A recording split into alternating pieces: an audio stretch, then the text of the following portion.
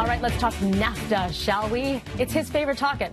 Mike Eppel joins us now over at 680. Mike, currency markets now showing a bit of concern here. The deadline is looming. Yeah, and it looks as though that end-of-month deadline that was, you have to have a NAFTA deal done by the end of September for the U.S. midterms elections or before that, that's probably not going to happen.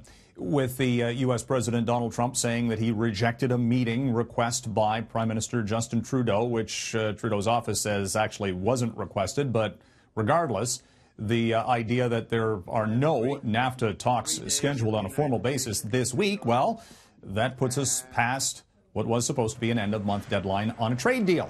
And the big risk is what the U.S. president was threatening again yesterday, that they could hit the auto sector with tariffs, which would be a big-time hit to our economy. We're already looking at tariffs on steel and aluminum exports and other items. So you ratchet things up, and the Canadian dollar drops in response, because the theory being that if, in fact, the Canadian economy slows or it gets hit by a trade dispute, well, then the Bank of Canada won't be raising interest rates next month. The U.S. Central Bank raised interest rates for a third time this year yesterday and is likely to do so again in December. Canadian dollar this morning is now back well below 77 cents U.S. Meantime, the price for oil is at a multi-month high. It's north of 72 and accelerating because the U.S. Department of Energy says that it is not going to take any action in the short term to increase supply levels to try to keep the price at the pumps and the oil market down.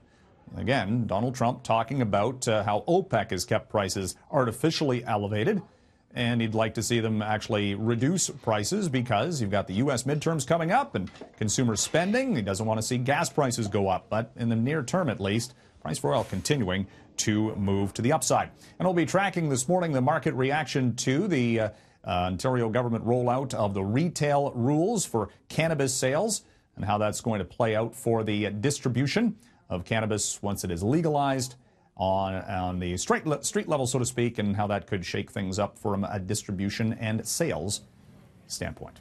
Could be scary, so to speak, right?